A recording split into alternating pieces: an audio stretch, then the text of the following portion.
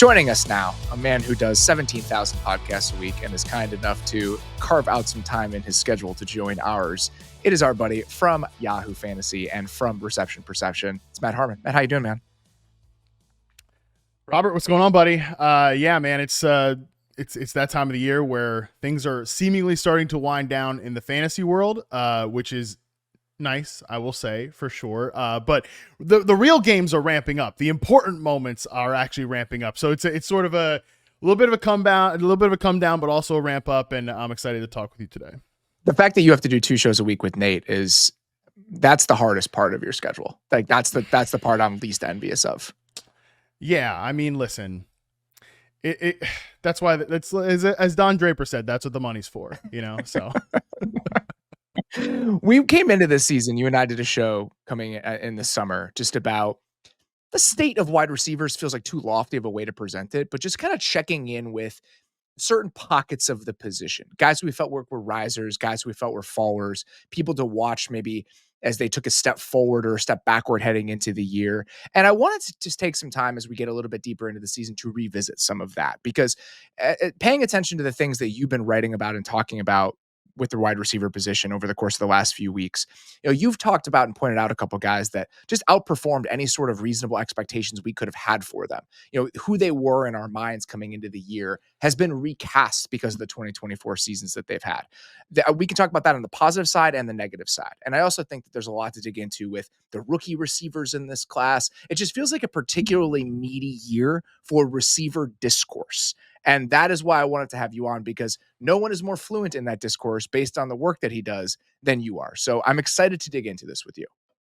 No, yeah, no doubt. And I think this is a year with a real lack of like elite production at the top. I just wrote a piece on this. I sent it to you that I did at Yahoo recently, where we're missing sort of those high impact, like top of the league statistical performers this year. But really the depth of the position is not any lighter than it's been in recent years. And I think a lot of that has to do with the fact that we have, we've gotten a ton of really good draft classes lately. Even if this year, and we'll talk about the rookies, where I think the production of the group is maybe a little bit disappointing due to, in relative expectations of very, very high expectations for this class, but there's a lot of rooms with a lot of different options in it. So again, I think we've seen the position maybe take, again, for reasons, nothing more revelatory than just some bad injury luck at the top of the league, but really the depth of the position is still very, very strong. And a lot of the stuff that we'll talk about has to do with, deployment and quarterback pairing and things like that. But yeah, there's a ton of levers to pull on with this position this year.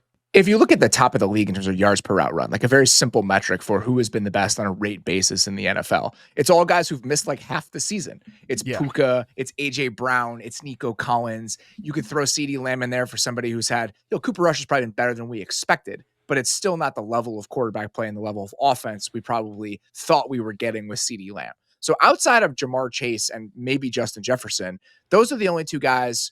And Amon-Ra St. I'd probably throw in there as well. Those are the only first round fantasy picks that's like, all right, this is the environment that we expected coming into the season. And it's the environment that they got to play in all year. But those are really the only 3 guys. Everyone else had some sort of wrench thrown into the year that we wanted them to have. Yeah, I mean, this piece that I wrote was going into last week, so keep that in mind. But going into week 15, we had just 2,000-yard receivers in the NFL through 14 weeks. There were 11 in 2022, 8 in 2021, and 9 in 2020. But there wasn't any shortage of guys that were sort of in that 750 to like 800-yard bucket. That is still within what we'd expect over the course of previous seasons. So it really is just, and some of it is, AJ Brown, Puka Nakua's missed time. I think Rashee Rice, based on how he was playing in the first few weeks and producing, he was somebody that could have threatened for one of those top end seasons. Chris Godwin was definitely on that pace. It's been a billion years since he's been available in the proceedings. And the list goes on and on. Even if you want to reach, right? I mean, Nico Collins he's not a reach, but he's certainly in this group of guys that has missed time. And like I said, the reach players like Brandon Ayuk wasn't performing to that level this year when he was on the field, but he was last season before he signed the big extension. He's been gone forever. Malik Nabers has missed multiple games, and from a production standpoint, he was kind of having that impact. Chris Olave's missed multiple weeks. So like I said, you can even start to stretch. Mike Evans, shoot, he's missed multiple weeks. It's been a very unusual year for wide receiver injuries, which again, I think has impacted sort of that top of the league elite level production. But again, the depth of the position I think is still very plentiful. The macro part of the conversation about this regarding fantasy is just funny that we typically think, all right, if you take the receivers, it's the safe thing to do. Like that's the argument for taking those guys at the top of drafts, just because we don't know what's going to happen with the running backs. There's a little bit more volatility there, and injuries are a bigger concern. And this year, it was all the top end receivers that got wiped out, and Saquon Barkley is just having the best season we could possibly have imagined. So every time you think you've learned something about the macro trends associated with fantasy football, you were reminded that those are going to change in like 10 seconds. Yeah, and if you lean too far into it this coming season in 2025, I think like you might end up being disappointed, right? Like this, because that's how the position's gone in terms of running backs and missing time and things like that. So we'll see, right? But and shoot, like by the way, we still have 2 more weeks of like real full deal, games to, and week 18's weird. There's going to be all sorts of nonsense. Most people don't even play fantasy in week 18, but we still have 2 more games of data to collect here. So our opinions could change very drastically there. But I thought the funny part of looking at all of this, like receiver production stuff, was really the theories that I went into it with is there anything to, the too high boogeyman, right? Like our team's playing too high coverage more. Not really any more than they have in the last 3 seasons.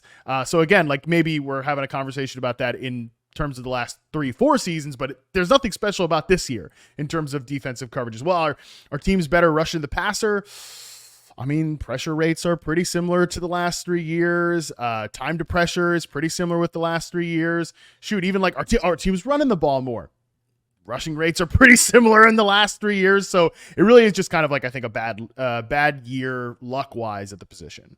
The last thing I want to talk about, which is, again, this like macro look at things. It is funny that we were having so many discussions early in the season about the crisis of offensive production, the crisis of offensive efficiency. And I think a lot of those conversations were warranted in real time. And I'm glad we had them because I thought they were productive and instructive.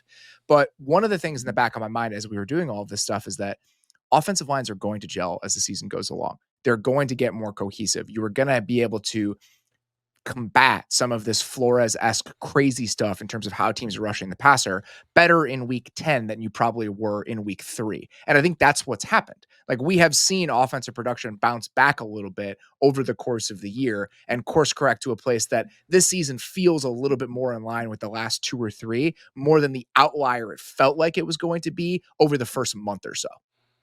Right. I mean, that seems to be happening a lot over the last few seasons, where in the first couple weeks, maybe the first month of the season, where, by the way, yeah, teams don't take the preseason seriously anymore. Yes. And I do think that matters, especially for teams where there's new quarterbacks, new play callers, new offensive personnel. Like those teams, I think especially will feel the shock of the lack of preseason. And sometimes you can start to say, hey, well, give them time and things will work out, and it doesn't. But overall, I think more time on task for these teams, like learning on the job in September into October a little bit, that stuff will start to normalize. It'll start to kind of coalesce there. I love the point about, the offensive, really this all does start up front. In my opinion, I think like one thing I've learned over the course of this year for sure, it's a good reminder that it does not really matter how much pass catcher talent you have. If you can't block it up front and your route concepts or spacing in your passing attack sucks, it doesn't matter what receiver talent you have. Like it is not going to come into fruition in terms of building an efficient offense. So to me, the lack of protection plans against some of these, like funkier, more exotic blitz concepts, that's where you really think, I think that's where you see like a step back in the league offensively. But I do think that's normalized and gotten a little bit better over the course of like late November, December, these sort of like critical pre-postseason months. It's interesting to look at the sliding doors moments with like a team like the Bears and the Bucks this offseason, where exactly what we're talking about, that formula, where it doesn't matter what pass catching talent you have if you're not blocking stuff up front and things aren't well designed in the passing game. The Bucks lost Mike Evans for a chunk of the year. They lost Chris Godwin for the entire year. They've still been a top 5 offense because their offensive line is playing well and their offensive coordinator's been throwing heaters for 15 weeks. And then you go to Chicago The pass catching talent has been around the entire time, and it hasn't mattered because the offensive line isn't a good group. It's not as bad as the stats would tell you, but it's still not a good group.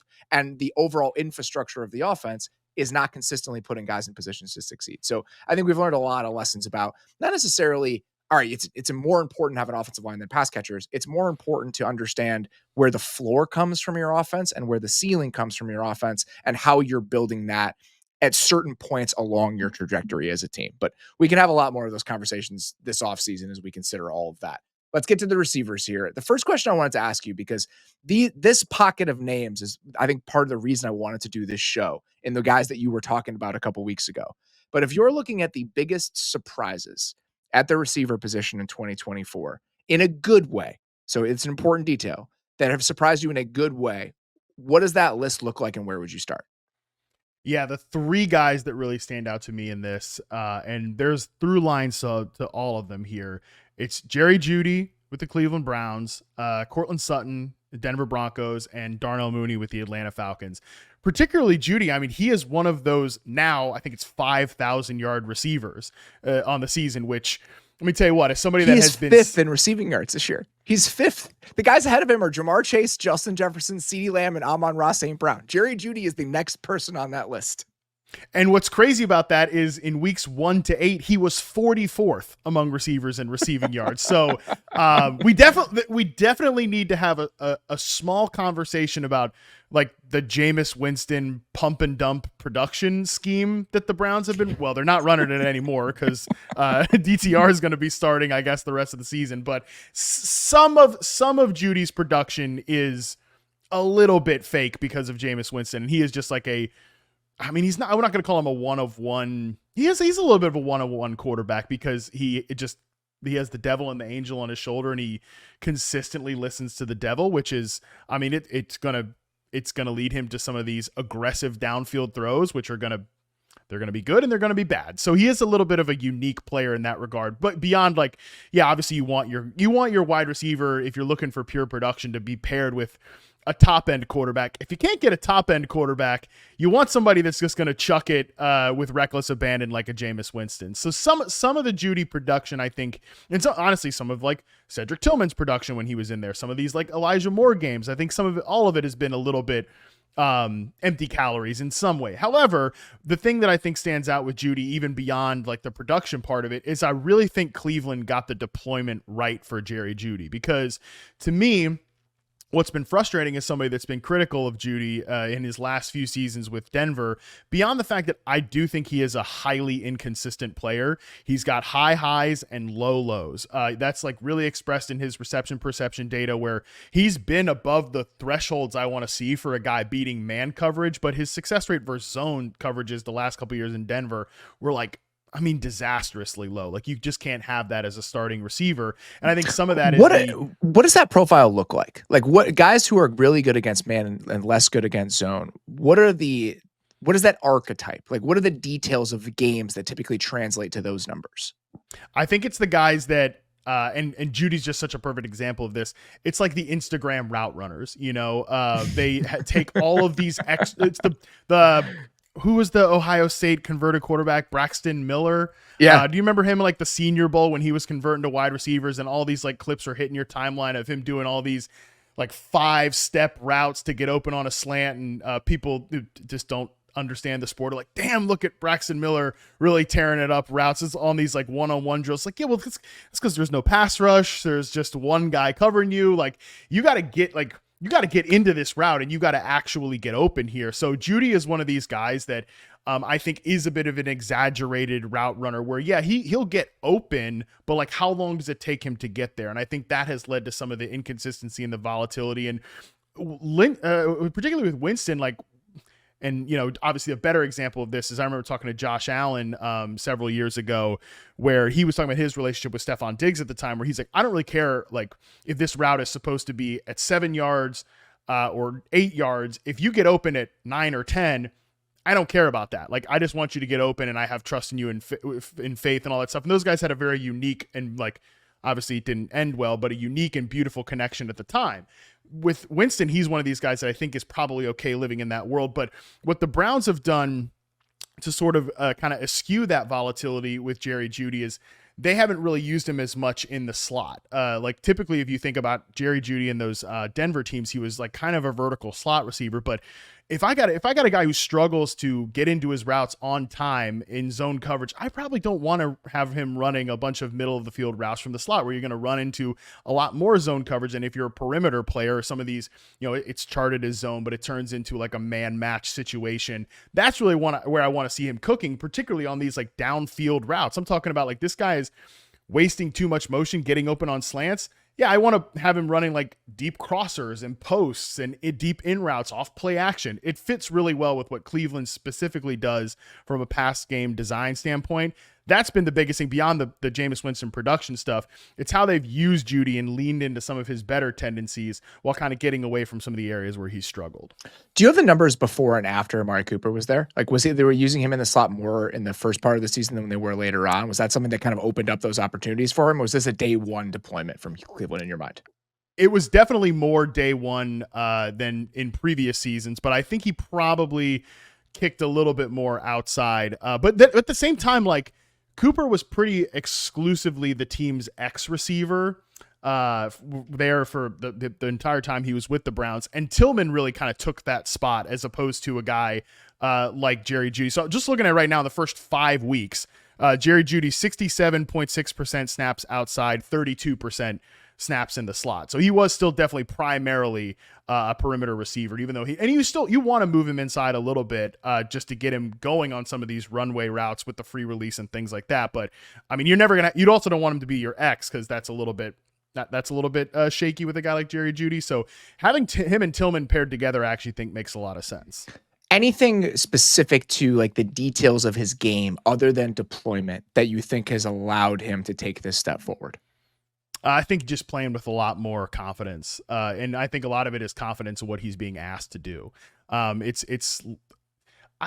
do think these guys at some point, like if they know they're not deployed in a way that's going to lean into, this is a super extreme example and I'm not trying to give this guy the benefit of the doubt because he's really let slip his own opportunities this year. But in my opinion, a guy like Jalen Polk, the Patriots rookie wide receiver, from day one, with that team, they had him lining up almost exclusively as their X receiver, which is bizarre because he was not Washington's X receiver ever in college. He was like a slot flanker guy. He was more of that like Jacoby Myers type player, which is also weird on the inverse. Well, I'm sure we'll talk about your Bears at some point, but like I'm sure we will.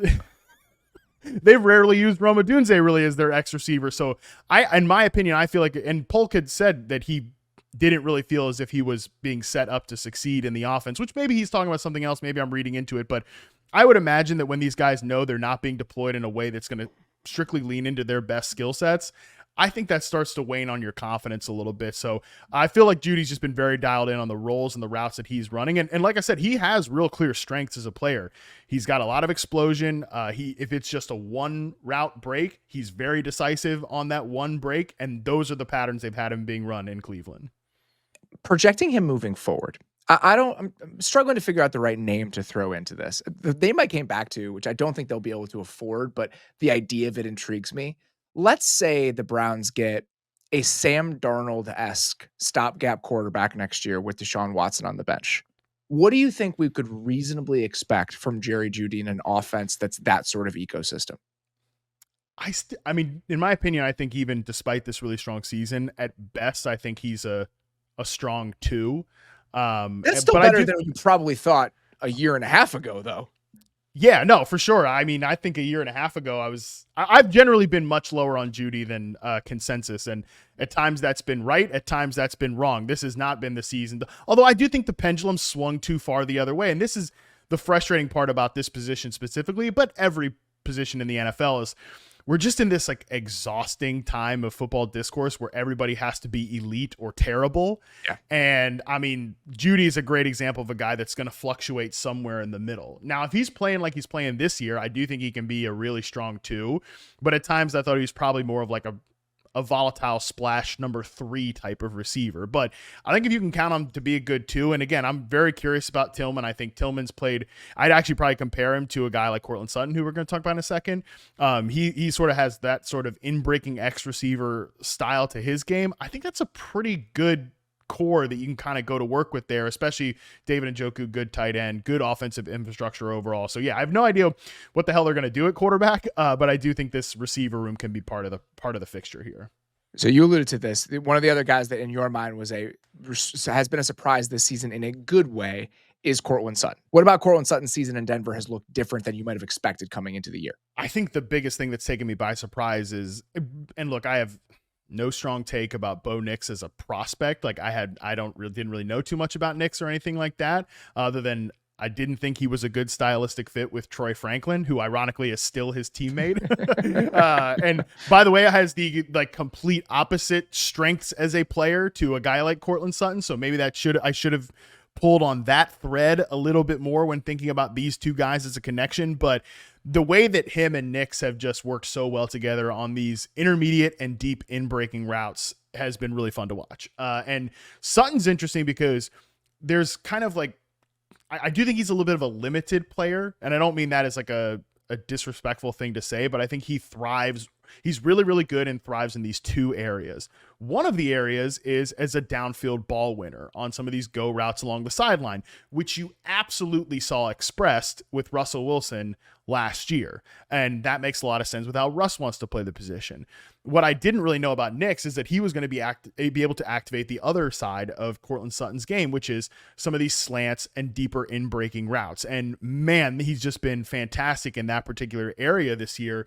It was funny. I remember when Sean Payton got hired there, and there was a headline that went around of he's having Courtland Sutton study Michael Thomas's X receiver film, and this got memed to death.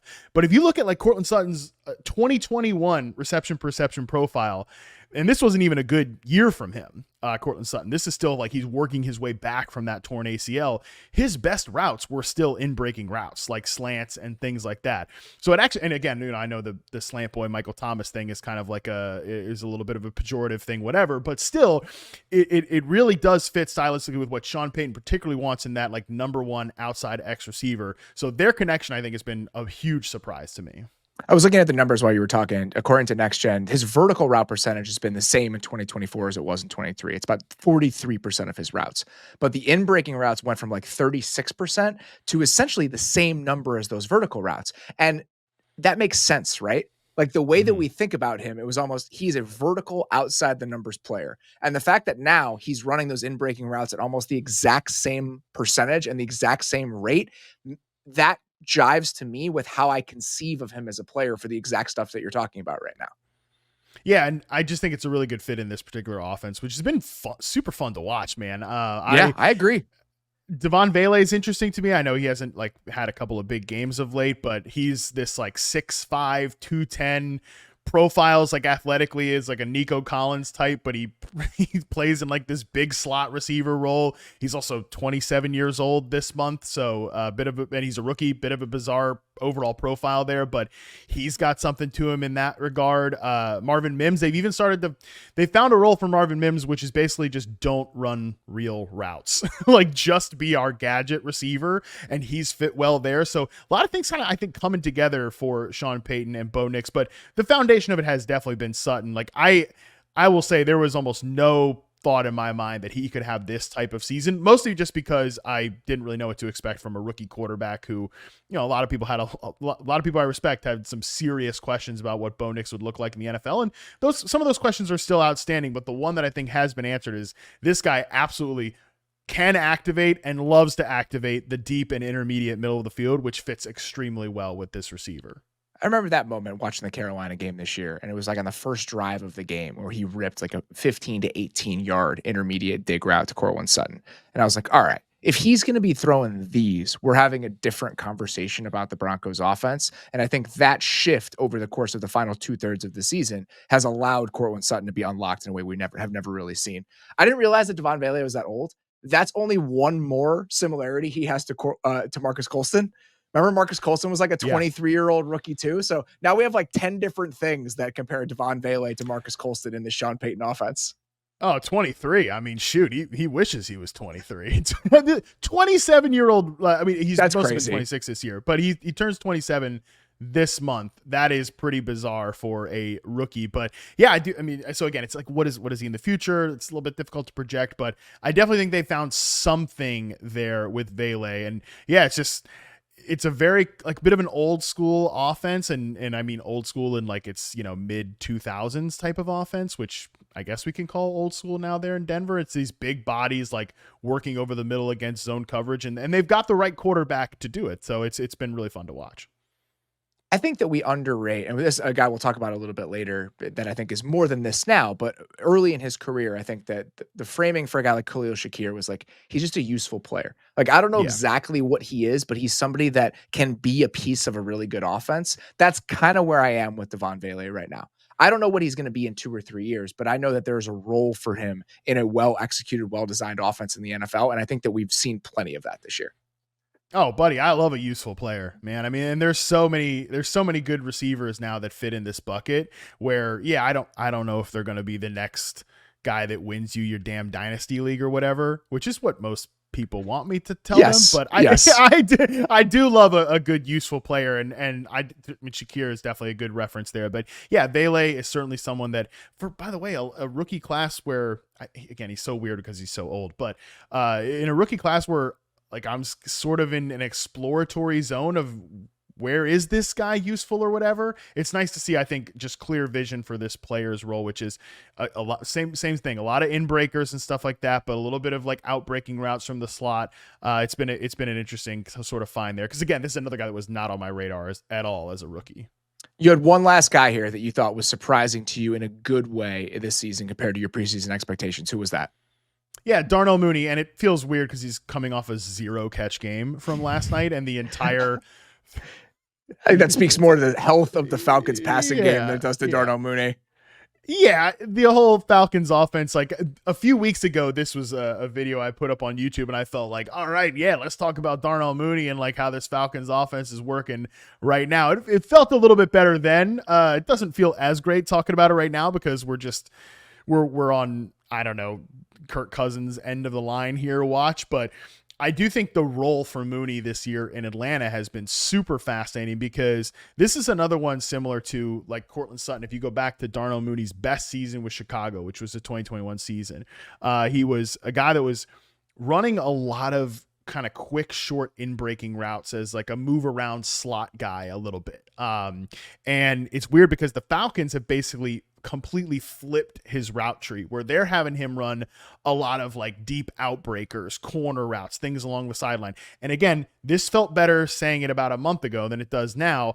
But Kirk has been good on those throws all year long. Like when he likes the anticipation too. I mean, those are the best throws he had this year. Yes, like those and he complements Drake London extremely well. And like London's definitely a guy that I think we could talk about as like a potential level jumping player this year. I've loved his work from the slot, but having having a guy there that also helps lift the lid has been critical to this offense when it's been playing at a high level, which it's not right now. But again, regardless, Mooney's role this year and being someone that, I mean, at times was matching Drake London from a production standpoint, definitely did not see that coming. But I think it speaks to sort of having two guys that have complementary skill sets where you can access different areas of the field with Mooney than you can with London. And you can definitely access different areas of the field with London than you can with Mooney. And I love a room that basically like switches up the body type stereotypes, which is you look at Drake London, he's the 6'5", 215 plus, receiver. He's built like your classic X. And by the way, I think he can win as that classic X receiver because he's a good enough route runner. He's really good against press and he can be a ball winner down the field. But when you move him inside and you have him take advantage of that route running and sort of working over the middle, these zone coverage looks, even some man coverage looks. I mean, the Falcons have been so much better against man than they have zone this year. And part of that, I think, is you get Drake London isolated in the slot. He's going to just give you so many options there. But the other part of it is that you have this other guy who's a small receiver with a lot of speed, forget about using him over the middle, running routes from the slot. Let's get him ripping it downfield. So Mooney's addition in this offense has been a super fascinating thing to watch. I think that's a really good thing to point out with the man zone splits, because the Mooney usage and his role within this offense reminds me, and you and I have talked about this 100 times. Stylistically, I love those kind of underrated speed guys that can just rip you off on those outbreaking routes outside the numbers. What Tank Dell was doing last year, what Zay Flowers is capable of. You watch Mooney run some blaze outs, and it is gorgeous stuff. Yeah. And when you're going to be a team, that was what Ayuk was against man coverage for the Niners last year. That's what Tank Dell was against man coverage for the Texans last year. So having a guy in that role specifically, that gives you an answer against man that not every team has without a player that has this specific sort of profile. Yeah, super fun to watch. And like I said, it's been funny to see just his route tree almost completely inversed from what the Bears were asking of him. And it's like Matt Nagy's offense in 2021. What are we talking about here? I mean, like flipping it over from there to having him used in this way down the field. It's been a pretty fun flip to watch. Speaking of flips to watch, let's get to the other side of this. Your biggest wide receiver oriented surprises in a bad way in 2024. Where do you want to start with this? Yeah, I think that actually, because you just talked about him, I think just one quick player one is Tank Dell's season has been super disappointing this year. What do you make of this? He just hasn't looked the same all year. Very, very early on, like putting up in-season charting data on him at reception perception. It was just like, it was apparent from right away, like, oh, he doesn't look right. And we do this all the time. We completely yada injury stuff. I mean, this is a guy that was coming off a serious injury from the end of last year. By the way, he also got shot in the offseason. Like, just nobody was talking about that for the longest time at the beginning of the year. Like, why is Tank Dell not productive? Like, what's going on here? Well, they added Steph Diggs. How about he got shot in the leg in the offseason after coming back from a lower body injury? That's a lot on a player, especially from a confidence standpoint, man. It's just there's so many threads to pull on there. But yeah, to me, it's just very simple. He just has not looked like the same player really at any point this year. I think there are also a lot of systemic issues in the Texans offense that we can talk about. I don't know what they're doing from a concept standpoint, from a coaching standpoint up front. They make so many mistakes. Like, veteran players make a ton of mistakes up front from a blocking standpoint. Obviously they've missed Collins for a big chunk of the year. Steph Diggs is on IR. There's been a lot of issues in the Texans offense overall, but the Tank Dell part of it specifically, I think right away it was, he just didn't look like the same player. And I don't think it's ever gotten back there. Where were those gaps for you? Was it an explosion thing? Was it a separation thing? Change of direction? Where was the biggest differences in your mind between the player you watched in 2023 that I think you and I were both really excited about after last season, and the guy that you have watched this year? Yeah, I think it's the explosiveness and this is sort of and I don't need to go down. We don't need to go down this whole rabbit hole. To me, I know other charting services really value like the amount of separation that a player can create.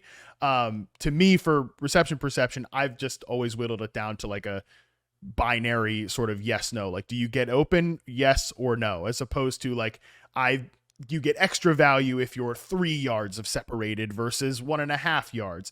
Like, to me, I think then you are biasing and profiling towards these like smaller explosive receivers, because just physically is different if Drake London is getting open on you on a deep out route than a Tank Dell, just again. And how open you need to be if you're built like Drake London is very different than if you're built like Tank Dell.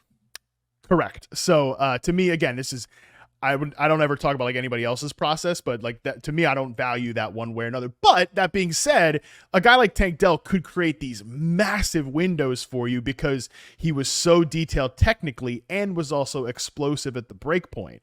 That's where I think the biggest issue has been for him, like on these like intermediate or deep horizontal breaking patterns like digs and outs. I don't think you've seen him like be able to plant the foot and explode at that 90-degree angle like you did last year. I think the technique and the precision is still there. I think he can sell that go route, but in terms of creating the separation, the lack of speed and explosiveness there has been, I think, felt all year long. And I think one of the reasons that you felt it, and I think people are going to look at some of the offseason discourse about Tank Dell from somebody like me even, and look at what he's done this year and be like, man, you just whiffed so badly on that. I don't think you can really overstate how special that specific trait in his game looked as a rookie when you compare him to almost any other receiver in the league. Like that ability to sell vertical routes, throttle down, and run those sorts of digs and outs that you're talking about. He was one of the most proficient players in the league at that. Like it was an actual superpower watching him play last year. And if you're going to take that away, then you take away what makes him special. And I think that's kind of what we've been watching this year. Oh, and I think from the entire offensive standpoint, some of the best route concepts last year, in my opinion, was like Nico Collins on these in breakers and Tank Dell working off of those on outbreakers. And you just haven't seen, because again, Nico has missed time and things like that. But even when Collins was out there and he was producing at an elite level, and I mean, I think as much as I like Tank Dell, I've always been a bigger fan of Nico Collins. I think he's been a level jumper into, I think, like tier 1. That's how good he has been this year and how good he's been over the last 2 seasons. So that beside itself, you never still saw those guys working sort of in concert. I also think too, this is again more of a Houston point than a Tank Dell point. I don't think it got discussed enough just what a big structural undertaking this group was going to have to go through in year 2, because so much of what they did in year 1 with Stroud was these were your 2 receivers. It was Tank Dell and it was Nico Collins. And then when Tank Dell was out of the picture, it was basically just Nico Collins. It wasn't like another guy really stepped in there, and they certainly weren't spreading the field with a ton of players there. But when they make the decision to get Stephon Diggs, and I understood what they were looking for there. They were looking for like and they tried to get Keenan Allen before Stephon Diggs. They wanted like to be more of an 11 personnel team. They wanted to have like a layup option from the slot, because neither one of these 2 guys, Collins or Tank Dell, really profiles as that. But that's a pretty big and stark difference if you're going to be a base 11 personnel team to what they were last year. And I don't think they really ever got that right. And I do think the fact that one of the guys they're counting on here, Tank Dell, just hasn't been healthy. And like, by the way, maybe all those takes that you had after his rookie season aged really well into his 3rd season when he's a full year removed from this injury. That happens all the time. I mean, look at a guy like Rashad Bateman right now. I mean, Bateman has been I will always take a chance to say like let's talk about Rashad Bateman, but like I don't think he'll ever get back to being the player that he could have been hypothetically coming into the league after all of those serious lower body injuries. But I can tell you for a fact this guy is running with more confidence in his lower half, and things are all communicating in concert to better now than they were last season when he was pretty fresh off of like a serious foot injury. So sometimes it takes a little bit of time with these guys. The Keenan Allen, Stephon Diggs pairing this offseason, and the fact that I think I'll always think about them in a similar way with coming into this year, because 1, the Texans tried to trade for both of them. And 2, I think they fit similar profiles where you have these young quarterbacks and you have pieces that I know that Odunze wasn't in Chicago previously, but I think both teams were like, all right, we have the resources to add a piece like this. Why wouldn't we go out and get a veteran receiver like this? But then you think about deployment, and I actually think that it's been a little bit of a hat on a hat situation in both places, where in the abstract, having 3 really good receivers for your young quarterback is great. But if that muddies the way that you should use these guys, and it actually eats into opportunities or deployments that other guys should get, like Odunze not playing in 12 personnel, or Odunze being a different sort of player within the offense because of Keenan Allen. I think that there's a lesson to be learned with how things unfolded with Keenan Allen and Stephon Diggs that we should pay attention to as we move forward. I'm so glad that you said this, because I have at times like broached this idea, and it sounds so stupid. It sounds so dumb. Especially the good players. Why would you want the good players? Yes, it sounds so dumb, especially in kind of in the context of how often I know I said it, plenty of people said it, like, man, what a great situation Caleb Williams is walking into because of all these talented pass catchers. But that is such like a off-season thing to do when you're looking at the roster and the talent and the possibilities, and then you watch the games. And like I said, Chicago is kind of its own thing because they can't block it up, and they really had, I think, piss poor pass concepts throughout most of the year.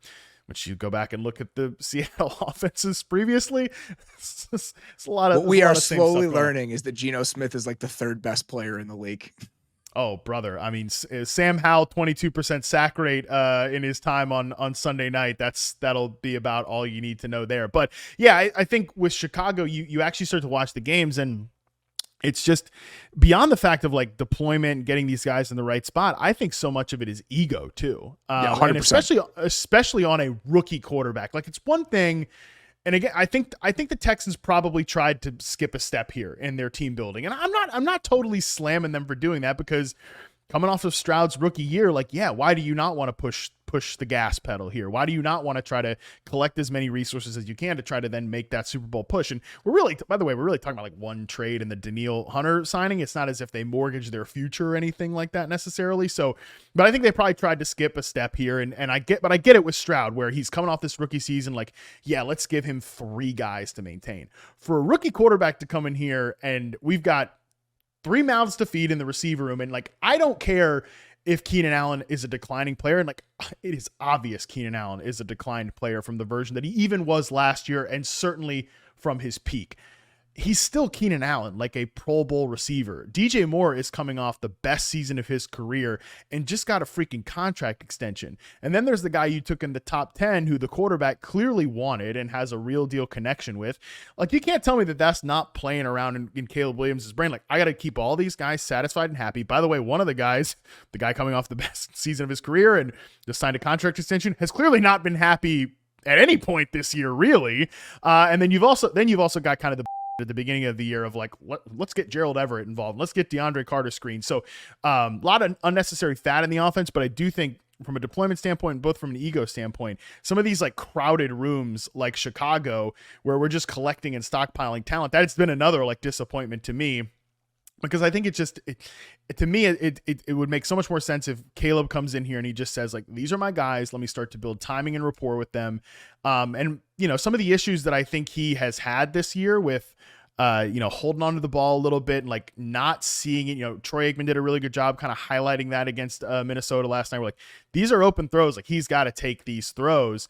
When you're doing some of these like pure progression stuff and you're not actually just like working into, this is my guy. Like, let me find him when this is my, like, this is the defense I'm seeing. This is the coverage I'm seeing. This is where I go with the ball.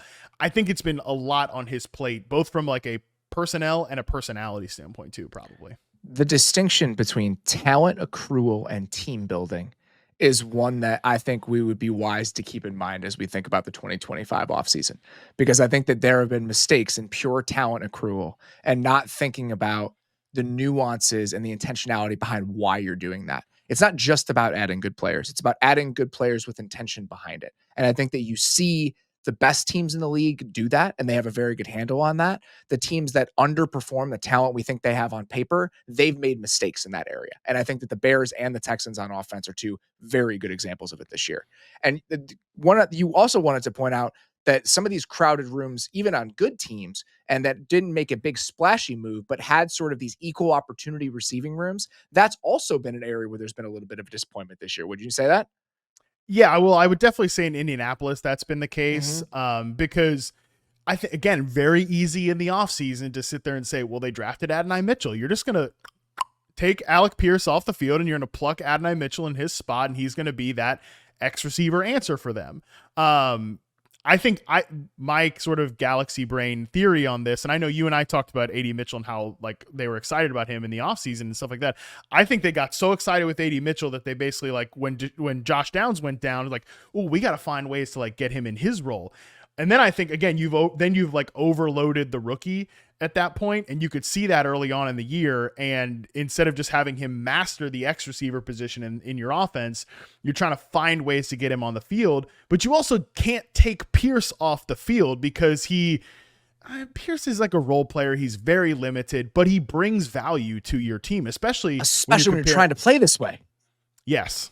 Especially, yeah, when your quarterback has like in the first month of the season has like a 15-yard average depth of target against zone coverage, just trying to outthrow the 2 high safeties with Alec Pierce. And also, by the way, like, you need a guy like Pierce when your other receivers are Josh Downs and Michael Pittman, 2 players I'm very, very high on and I really like, and especially Downs. I think Downs is the best pass catcher on this team. As much as I've been a fan of Michael Pittman in years past, I think Downs is the best player of the group. You want a lid lifter on the outside, so Pierce makes sense in that way, even if like Mitchell is more classically talented and probably without question gives you more separation ability against man coverage than a player like Alec Pierce does. But I think you put too much burden on a player like Mitchell when you had him like kind of try to get a bachelor's degree in 2 receiver positions instead of just mastering the X at the beginning of the year.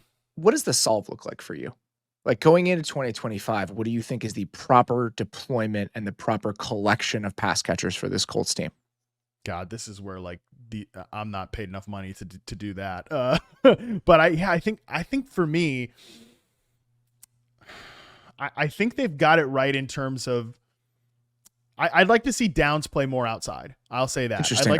I'd like to see Downs play a little bit more flanker and maybe like alternate roles a little bit with Michael Pittman there, because I think Pittman's a good player, but I also think he's one of the issues that I think they ran into this year is that the Colts are we looking at the same coaching staff next year? You know, that's at least questionable, at least with how the season's gone. I would be a little surprised if they made a change, but still it's at least on my radar. I think one of the things they kind of got away from was I thought that this offense would look like what Gardner Minshew did, but with a little bit more flair with what Anthony Richardson brought to the table. But instead, it looked like they really leaned into some of these deeper routes for the outside receivers specifically. That probably works with Alec Pierce, even though it's not going to be in a high volume role. It doesn't really work for a high volume player like Michael Pittman, who is primarily going to run these like in breakers, sort of in the Michael Thomas sort of mold. If you're looking at like an outside receiver, it's very different players, but still that's the type of route tree. Not too dissimilar necessarily to a guy like Courtland Sutton, although they're kind of different players. So to me, it's really difficult because if you're landing on just 3 receivers, somebody has to lose out here. And what I think you hope happens is that Mitchell takes such a leap in the offseason that you can start to pluck Alec Pierce off the field and maybe make him a situational deep threat. And Mitchell's your X receiver. You're rotating a little bit between Downs and Pittman at slot and flanker, with Downs still being like probably your 65 to 70% slot player. To me, that would be like the ideal thing, but that comes back to Mitchell needing to take that step. I think that makes total sense. I think having Alec Pierce be more hyper specific in the ways that you're thinking about him, snap counts, etc., that's probably the best outcome for the Colts over the next 12 months. The question is whether or not Mitchell takes that step and gets you to that place. And I think that we don't know the answer to that yet. Another one of those crowded rooms that I wanted to ask you about, how do you think it's gone in Green Bay? Because we were wondering what that would look like over the course of the season. Who would be the number 1 there? You know, how would they deploy these guys in terms of role? In your mind, how has that gone for the Packers? Yeah, they stand out in this group of players we're talking about here with like Houston and Green Bay and Indianapolis, Houston and Chicago and Indianapolis. These are all on balance disappointing offenses this year. Green Bay is like a top 5 offense, right? Yes. I'm not too like nitpick. This is nitpicky for sure. I do think that it would be better for them if they had a little bit more. We consolidated a little bit here. This is tough though, because all of these guys are good to some degree. Even like when we start to include the Tucker Krafts of the world, like Kraft has brought this team real deal value as like an outlet receiver, particularly in the beginning of the season, like absurd yards after catch numbers. It's like, that was a nice little get out of jail free card for Jordan Love at times when like the first read wasn't there. Just dump it off to Tucker Kraft in the flat and some of these quicker out routes, and he can really make some plays after the catch. So like, you know, again, this is a tight end that you probably want to groom and develop here. The receiver room in particular, I actually had somebody in my Discord joke that, has anyone ever seen Dontavian Wicks and Adonai Mitchell in the same room together? Like they actually that feels like it's just like an arrow through my heart, because I love both of those guys for the exact same reason. Yeah, these like separation players, yes. Particularly on these isolated man coverage routes, but they've had serious issues in terms of mistakes at the catch point this year, both of these guys, and have like let down their quarterbacks and their offenses. So it's actually kind of a similar thing. And like, if Wicks had just taken a step, maybe then we're, you know, pulling Christian, because him and Christian Watson were at times rotating this year, and like kind of, which, you know, again, I'm not sure if I love that, right? I kind of want you to just settle on one player, but I think the better player in the long term, or the guy with the more complete and diverse skill set, if he hit his ceiling, would be Wicks. It's not Watson. Watson is a little bit Alec Pierce like, different in a way, but and more freaky after the catch, but still like I think a limited application type player, if that makes sense. But I think it's a similar argument for both guys though, because I think that what Christian Watson has given the Packers offense, they need that downfield explosiveness and almost that volatility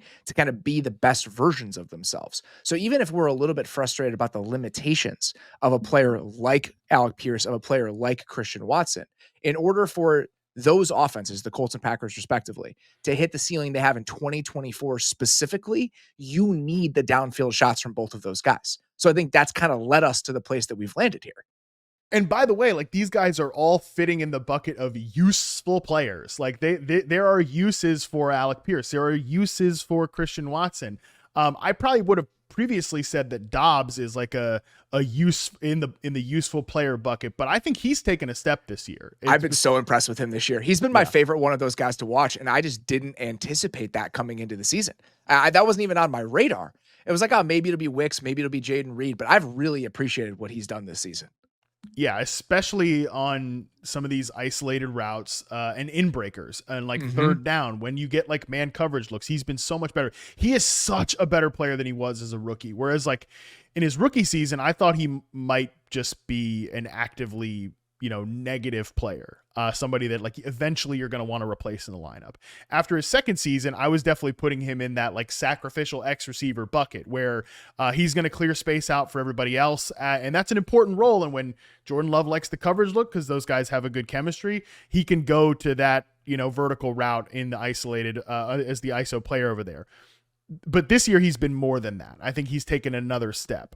So to me, I think, again, you can't really take he's the guy who like rarely ever leaves the field, and he shouldn't because he's been so consistent on the outside.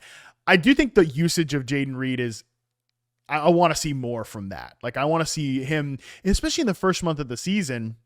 They were really cooking with him on like these intermediate patterns. Like the shots off play action were less of the go routes and corner routes and post routes to Christian Watson, and it was more Jaden Reed on some of these deep outbreaking routes or deep dig routes. And I think he can really be, to me, he's still their best player. I think he was their best player coming into the year. I'm still of the opinion that he's their best pass catcher. And I think that more ways that you can get him on the field and get him targets is good for the overall health of the offense.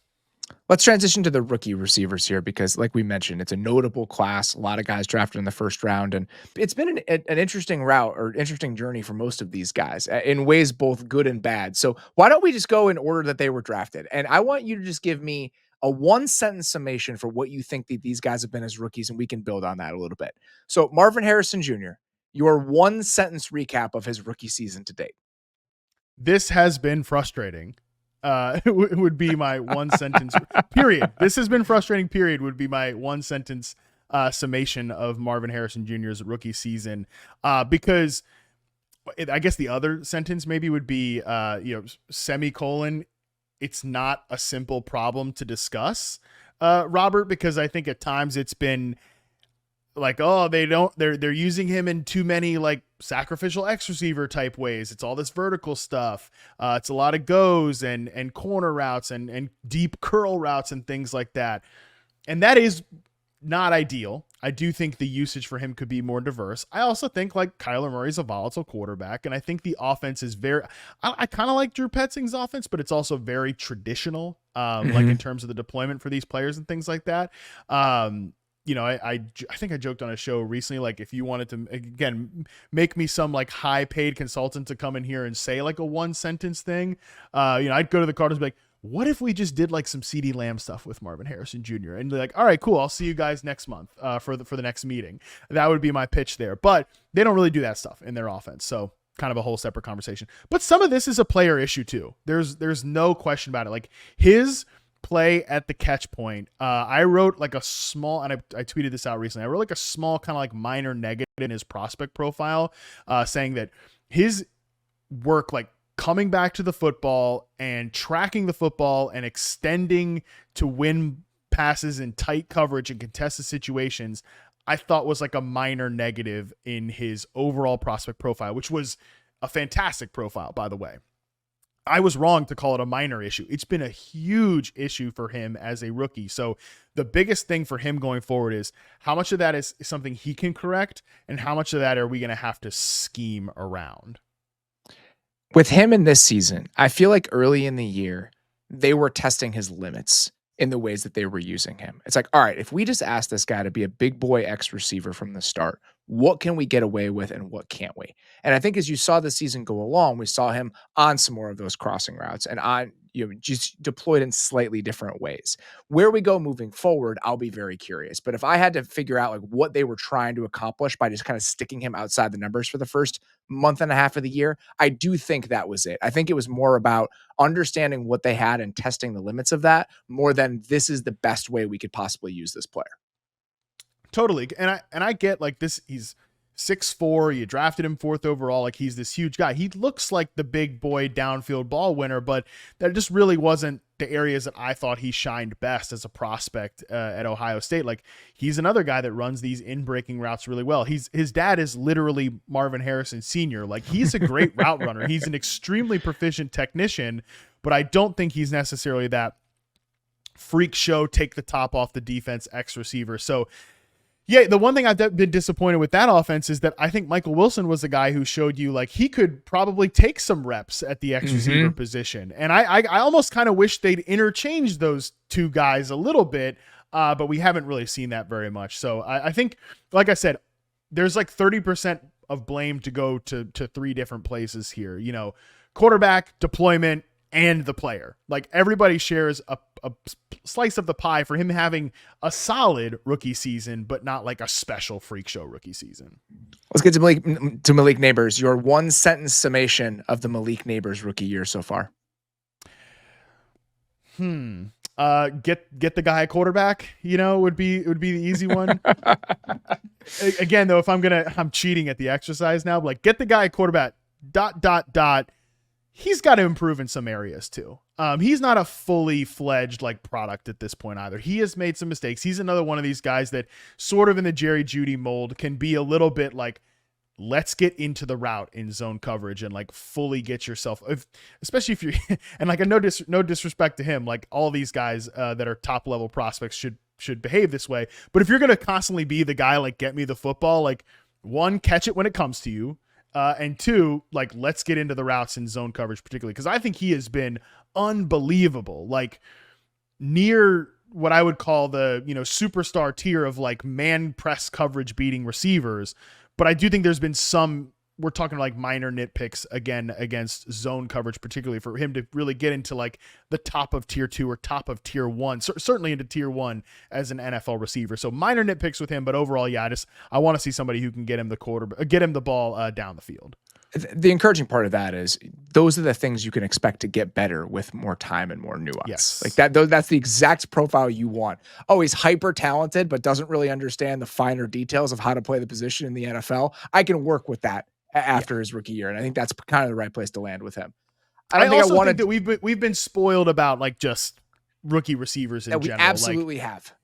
Like, not everybody's going to come in here and be Justin Jefferson and Jamar Chase. And I don't care what you did in college. I don't care where you were drafted. That is unique stuff. Right. So like for all of these guys to have little ups and downs as rookies, it's fine. Like it's totally fine.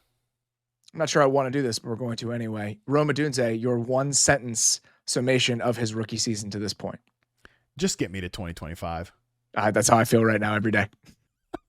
Yeah, I bet, buddy. I think this season was 2025 was always really going to be the year for like Rome to really break out because this is an offense with a rookie quarterback and they have 3 guys that demand the football like we were talking about earlier. So from a statistical perspective, I almost don't care about anything that comes out of this season from even like an efficiency standpoint. Like, oh yeah, Rome Odunze's yards per out run aren't very good. Nothing's good in Chicago. Who cares? Like get me to the new season, new deployment. That's one thing too. I think if you're Chicago, let me put you on the spot here because I'm sure you don't do this to yourself enough.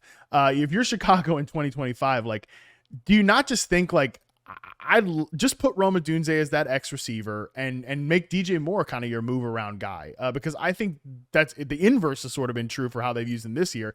I'd like to flip those two roles. Absolutely. It's been obvious from the start, and I think they've done a little bit more of this with the screen game with DJ Moore and kind of creating these scheme touches for him.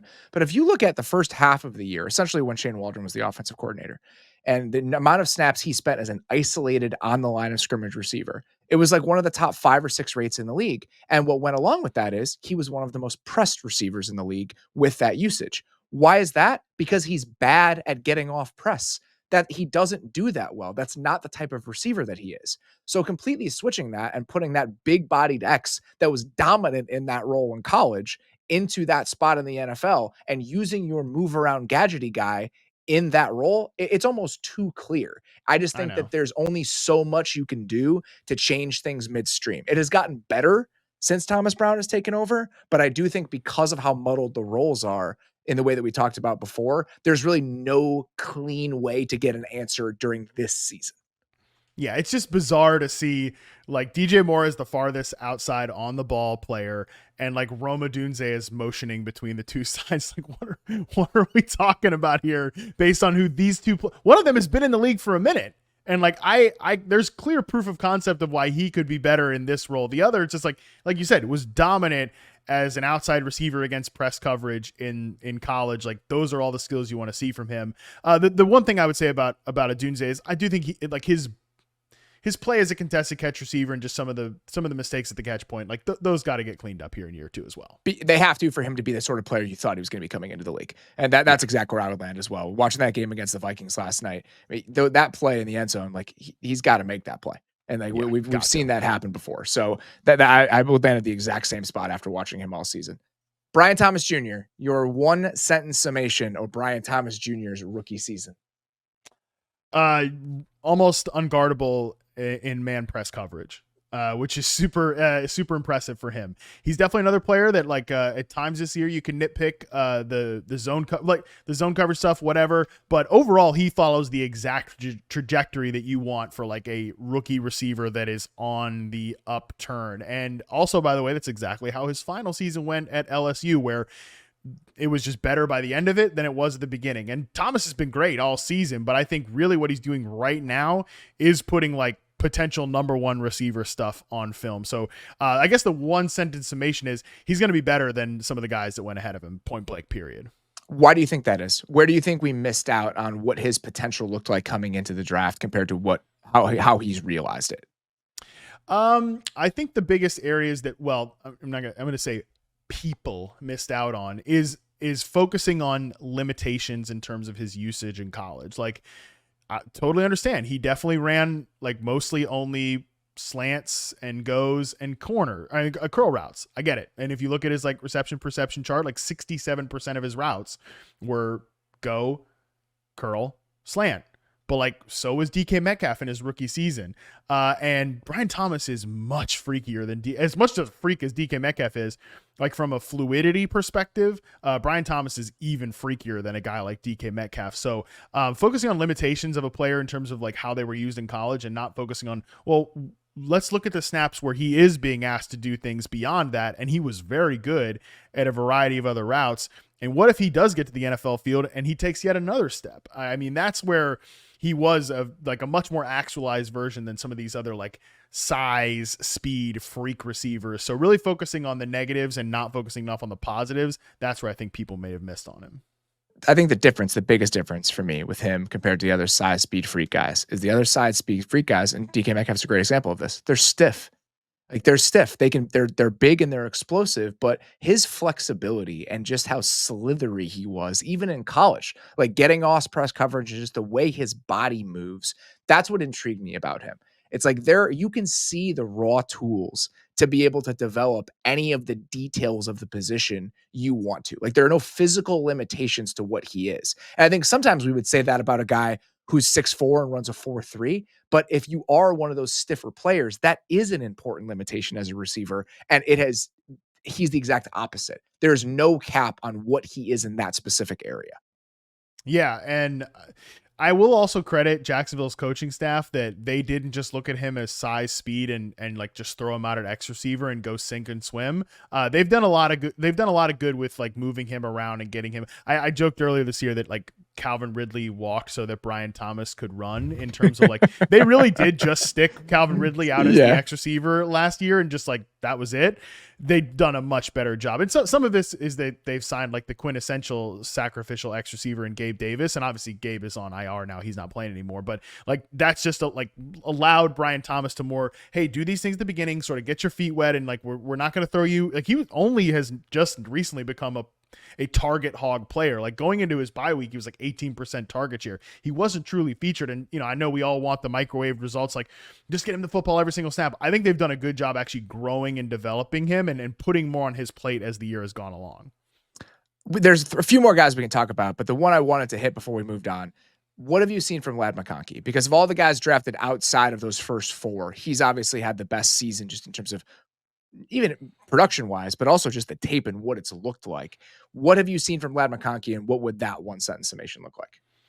I think the one sentence summation is I think he's had the best film of any of these rookie receivers this year. Any of the guys that we've already talked about, definitely any of the dudes beyond my guy Jalen Coker with Carolina. I'm kidding, but like I think Ladd has been the best player on film of all these guys. He's definitely been the best press man beater. He definitely has the best intermediate route game, which is super fun for a player like him who obviously is going to mostly be a slot receiver, but you can kick outside, and he is the difference in all these guys that we've talked about where, okay, maybe he's not running the route at the exact depth. Maybe he takes a little bit of time to get into it. Like he's not quite where the quarterback expects him to be. There is very few times where you see a rookie receiver come into the NFL and you immediately feel the trust that the quarterback has in this guy. And you feel that with Justin Herbert and Ladd McConkey. Like Herbert right away knew like, okay, this is a guy I can count on. I can rely on. He's going to be where he's supposed to be. He's explosive too. Like he's all the technique that you want, but also is truly, like, I mean, from a yards after catch standpoint, from a contested catch standpoint, he can also offer you explosive plays as well. So he is definitely a guy that I think is going to really climb up. As long as he can stay healthy, he's going to climb up the ladder ahead of a lot of these guys. And I think that's kind of where we were coming in. Like anybody who watched Ladd McConkey, George was like, that guy rules. like, that is an incredible player. The two questions with him were, can he stay healthy? And I think just meeting the level of physicality in the league. Those were the two big questions. And I think that for the most part, he's answered the second one in an acceptable way. The way they use him is important. Like he spends a lot of his time in the slot. I think they're smart about that. But the staying healthy part, he's kind of what I expected him to be as a prospect. Hyper talented, detailed, explosive. It's just about whether he can hold up. And that's obviously already been a question. Yeah, a couple of games ago, it was like every pass he'd catch, he'd have to like scrape himself off the turf.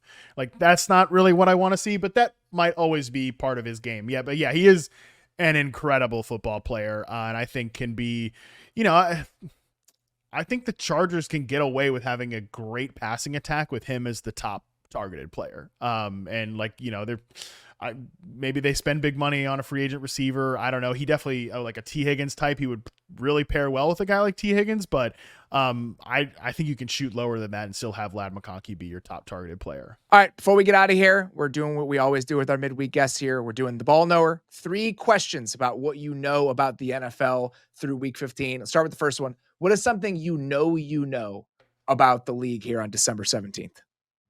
Yeah, I would say that if you don't have one of these elite wideouts, I know that you've got to have multiple players with complementary skill sets. And I think kind of going back to our conversation earlier, it's really nice when you can have 2 guys. I think the best pairing of this year is probably a guy like Mike Evans and Chris Godwin, where, Mike Evans, you have that. I mean, Mike Evans at times has been one of the top tier wideouts, and I think he's still probably in that like second tier of receivers in the league. He's still, which is remarkable.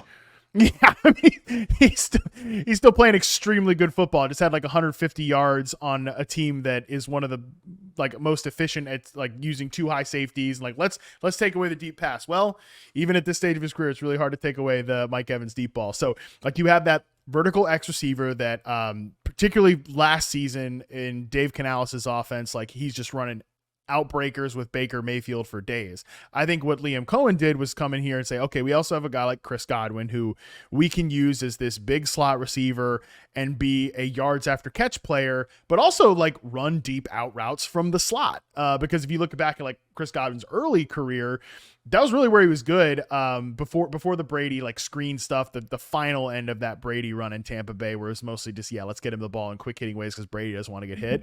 He was running a lot of these like deep outbreaking patterns from the slot, and you see more of that this year. So two guys that have complementary skill sets can work well together, particularly like the Godwin archetype. Shakir's not this big, but clearly Shakir's in this archetype of player as well, where he can work so well with a boundary receiver. They don't really have one guy in Buffalo, so that's where this kind of falls apart. But I think these like guys that can get open quickly, like a Godwin, like a Shakir, Rashee Rice is in this bucket too, and can do something with the ball in their hands, they're more important now than ever, I think, in the modern NFL with how teams play defense. So when you can have two guys, one like that, and then one true man coverage beating answer on the outside, those are your best wide receiver rooms. I think that makes total sense. Even if it's not one guy in Buffalo, they consistently have a big perimeter receiver in there, whether it's Keon Coleman, whether it's Matt Collins, whoever. And so having somebody like Shakir who complements that, I think you feel that when you watch the best offenses in the league. I think that's one of the reasons that Buffalo, pre-Amari Cooper, but even with Amari Cooper, has been one of the most explosive passing games in football, despite the fact that they do not have one of those top tier guys. So I think that makes total sense. What is something you think 15 weeks into the year about the NFL? I think that the Eagles have enough juice in the passing game to win the Super Bowl. This is a perfect answer. I think I know. I'm sure you guys have talked about it on the show, the performance on Sunday and Jalen Hurts coming out there and saying, is that what you guys wanted to see? And I mean, yeah, bro, like that's what we want to see. Yeah. We also want to see it week over week. And we also want to see it against defenses that aren't like Pittsburgh, like the most single high team in the league and one of the more man coverage heavy teams on later downs. Because really, it's funny. Like, I think this is going to get, this was probably like the dumbest thing that got covered at length this season was the AJ Brown post-game comments. Like, I could not believe that all last week, every morning I walked into the gym, I'm like, this is still on the morning shows. Like we are still talking about this on like Friday afternoon. This is what we're doing here. Bizarre stuff. But I get it. It's Philly. And like it was framed in this big way. And then I think the fact they go out and they have this performance statistically, it's like, oh, there it is. There's your proof. Well, not really. We didn't really learn anything new about the Eagles on Sunday. They have good players. Like they have good players that have always beat this exact style of defense that's very man coverage heavy and very single high heavy. What would be interesting is if we see them go against a team, I don't know, like the Vikings, right? That's more zone heavy, too high heavy. Like that middle of the field is going to be open to your perimeter receivers. AJ Brown is going to be open on dig routes against that. If you scheme him there, he'll be open. Is that the type of defense that this team can beat? Yeah, I want to see them play against their defense. That would be to me like the biggest test I could possibly see from the Eagles offense. I'm exactly with you because you watch that game and it's like he's decisive. I think some of the things that they were doing on crossers and some of those shallow third down options on an empty, it all made sense. I like the game plan as much as I like the Jalen Hurts performance, but the fact that I think we wanted to see the passing game against a good defense. This was the wrong kind of good defense for you to get all of the answers that you want. So I feel better about them coming out of that weekend, but I do not think every question has been answered. So the fact that you think they have enough, I think is the right place to land. Last one here, something you want to know about the NFL as we head into week 16. How quickly can George Pickens' hamstring get back to 100% is something I want to know. Want to know this for multiple reasons. One, my fantasy teams need to know this information 2 weeks ago. Two, I think he is critical to the success of their offense against good competition. Like, oh, congratulations, you beat this version of the Browns team a couple of weeks ago without George Pickens. Big whoop, not impressive. Then you go against a big boy team like the Eagles, and I know that the Eagles were able to, put together a suffocating performance in the second half and just not give the Steelers the ball.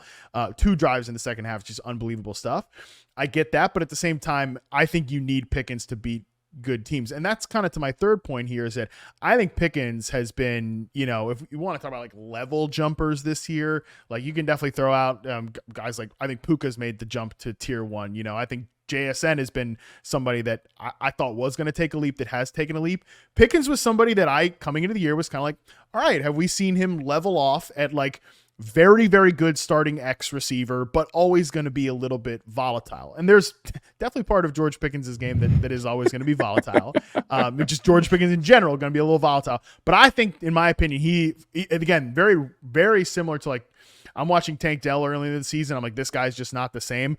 On the inverse of that, in a positive way, I was watching George Pickens at the beginning of this year just thinking, this guy is not the same in a good way. Like, he has really taken his game to another level, particularly on like slant routes against man coverage. And he's been such an ideal fit with Russell Wilson. So I think because of the fact that he is this level jumper to me, somebody that has clearly taken a step into, I think, superstardom, maybe tier 2 territory in the league, they need him back there if they're going to be a team that can win a playoff game.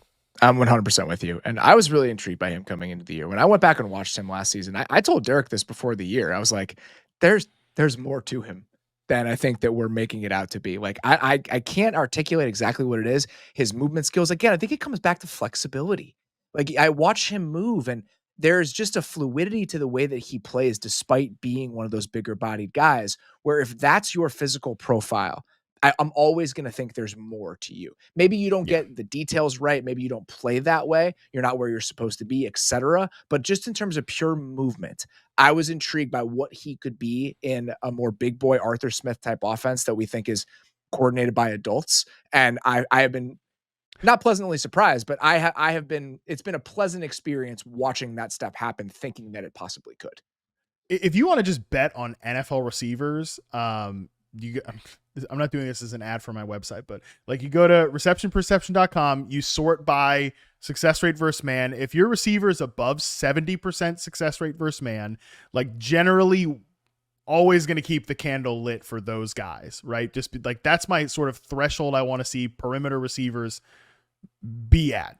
But if you look at that's sort of maybe the lesson going all the way back to the Jerry Jeudy part of it, although he's not quite the same, but like looping in him and like Brian Thomas Jr. and these guys, like, okay, yeah, we have some nitpicks about them, like being consistent and beating zone coverage and things like that.